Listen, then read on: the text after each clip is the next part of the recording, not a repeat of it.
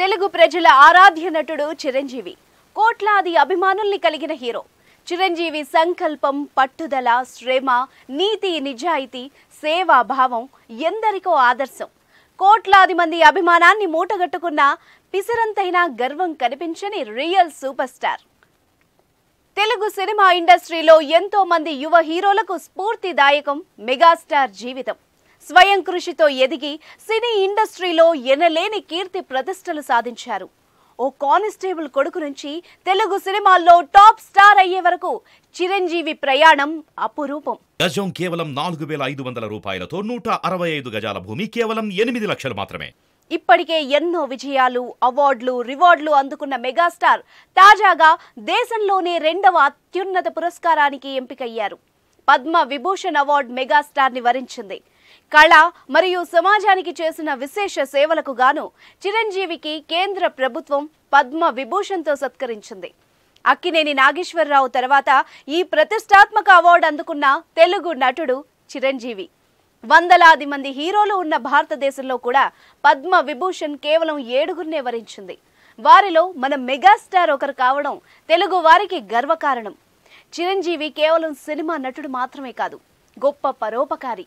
తన blood bank ద్వారా సమాజానికి ఎంతో సేవ చేశారు. ప్రకృతి విలయాలు సంభవించినప్పుడు సాయం అందించడంలో మెగాస్టార్ ముందుంటారు.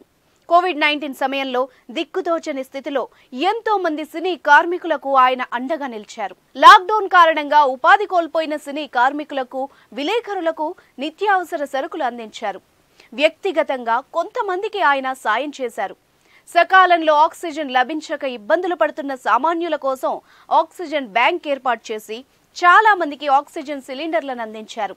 తాను ఎదగడమే కాదు, తనతో పాటు పైకి తీసుకురావాలనే మంచి మనస్తత్వం ఉన్న హీరో చిరంజీవి. ఎంతో మంది యువ హీరోలకు ఆయన లైఫ్ ఇచ్చారు.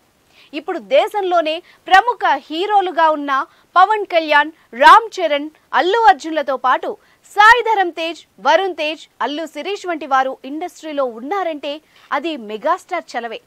చిరంజీవి కెరీర్లో ఎన్నో హిట్లు సాధించారు, రికార్డులు కొల్లగొట్టారు. ఆయన నట విశ్వరూపానికి మెచ్చి ఎన్నో అవార్డులతో సత్కారాలందాయి. చిరంజీవి నటించిన స్వయం కృషి, ఆపద్ బాంధవుడు, ఇంద్ర సినిమాలకు ఉత్తమ నటుడిగా నంది అవార్డులు అందుకున్నారు. శుభలేఖ, విజేత, స్నేహం కోసం, ముఠా మేస్త్రి, శంకర్ దాదాతో పాటు పలు చిత్రాలకు ఎన్నో ఫిల్మ్ఫేర్ అవార్డులు అందుకున్నారు. ఇక 2010లో Filmfare lifetime achievement award Telugu చలనచిత్ర రంగానికి ఆయన అందించిన సేవలకు గాను 2016లో రఘుపతి వెంకయ్య అవార్డు వరించింది. తెలుగు ఆంధ్ర యూనివర్సిటీ 2006లో చిరంజీవికి గౌరవ డాక్టరేట్తో సత్కరించింది.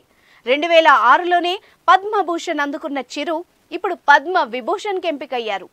ప్రతిభ, దృఢ సంకల్పంతో ఏదైనా సాధించవచ్చని చాటి చెప్పిన చిరంజీవి పద్మ విభూషణ్ పొందడం మొత్తం సినీ పరిశ్రమతో పాటు తెలుగు వారికి గర్వకారణం.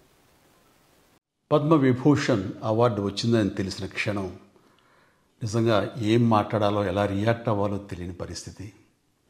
మన దేశంలో 2వ అత్యున్నత పౌర పురస్కారం పద్మ విభూషణ్ లభించినందుకు నాకు నిజంగా చాలా సంతోషంగా ఉంది. ఒక తల్లి కడుపున పుట్టకపోయినా నన్ను తమ సొంత మనిషిగా, మీ అన్నయ్యగా, మీ బిడ్డగా భావించే కోట్లాది మంది ప్రజల ఆశీస్సులు, నా సినీ కుటుంబం యొక్క అండదండలు, అలాగే నీడల నాతో ప్రతి నిమిషం నడిచే లక్షలాది మంది అభిమానుల ప్రేమ, ఆదరణ కారణంగానే నేను ఈ రోజున ఈ స్థితిలో ఉన్నా. అందుకే నాకు దక్కినటువంటి గౌరవం ఇది మీది. మీరు నాపై చూపిస్తున్న ప్రేమ, ఆప్యాయతలకు నేను ఏమి రుణం తీర్చుకోగలను? నా 45 ఏళ్ల సినీ ప్రస్థానంలో వెండితెరపై వైవిధ్యమైన పాత్రల ద్వారా వినోదం పంచడానికి నా శక్తి మేరకు నేను ప్రయత్నిస్తూనే ఉన్నా.